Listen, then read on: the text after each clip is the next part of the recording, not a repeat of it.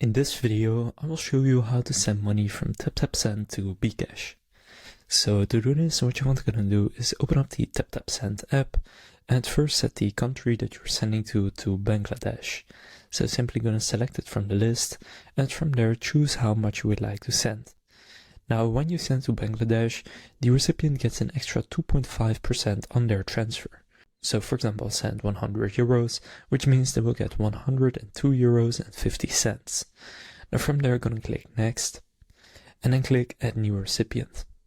Now here for the delivery method, simply going to select Bkash and then enter the phone number associated with their Bkash account. And then you may need to enter their first and last name and optionally middle name. Now from there, going to click on next, and after you click next, you will then need to select how you want to pay for the transfer if it's your first transfer. And after doing that, going to make sure all the details are correct in the overview, and if they are, going to pay for the transfer, and then the money will be on its way to your recipient. So now you know how to send money from TapTap Send to Bkash. If this video was helpful, please consider leaving a like and subscribing to my channel. With that being said, I will see you in the next video.